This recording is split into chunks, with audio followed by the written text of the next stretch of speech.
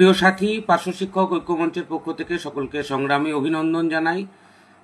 আগের লাইভটা কেটে গেল টেকনিক্যাল কারণে, ঠিক সে কারণে আবার নতুন করে শুরু করছি। আপনাদের সকলকেই স্বাগত জানাচ্ছি আজকের এই লাইভ প্রোগ্রামে।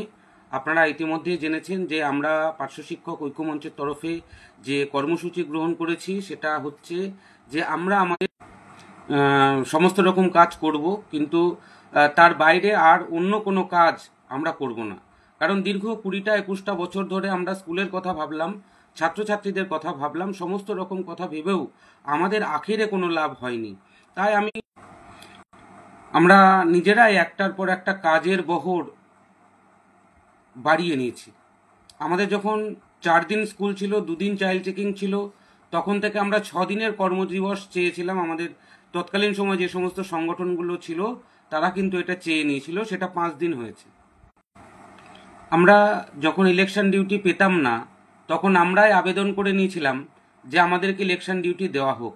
আমরা তখন ভেবেছিলাম যে ইলেকশন ডিউটি করলে হয়তো আমরা স্থায়ীকরণ হতে পারবো। আমরা সেন্সাসের কাজ করেছি, আমাদের ইতিপূর্বে অভিজ্ঞতা আছে যে সেন্সাস করে অনেকেই স্থায়ী শিক্ষকের মর্যাদা পেয়েছে, কিন্তু আমরা সেন্সাস করার পরেও আমরা সেই কাঙ্ক্ষিত লক্ষ্যে পৌঁছাতে পারিনি। তাই আমাদেরকে আবার নতুন করে ভাবতে হচ্ছে যে আমরা কাজ করব আর কতটুকু কাজ করব না। আমরা একটার পর একটা কাজের বহর নিজেরাই বাড়িয়ে নিয়েছি।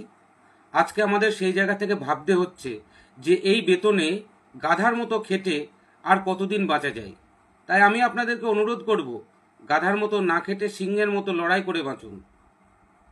তাতে আপনাদের অন্ততপক্ষে সম্মানটা থাকবে, আমাদের সকলের সম্মানটা থাকবে।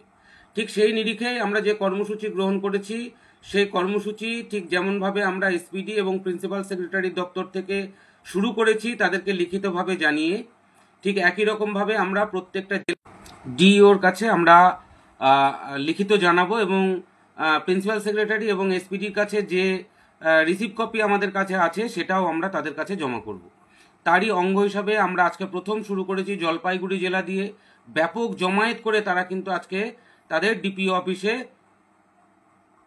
এই কপি জমা করেছেন এবং ডিপিওর সঙ্গে তাদের দীর্ঘ বাকবিতণ্ডা, কথাবার্তা ইত্যাদি হয়েছে। আজকে যারা সেখানে এবং এই কর্মসূচিতে যারা আজকে অংশগ্রহণ করেছে তাদের সকলকে পার্শ্ব শিক্ষক ঐক্যমঞ্চের তরফ থেকে সংগ্রামী অভিনন্দন জানাচ্ছি।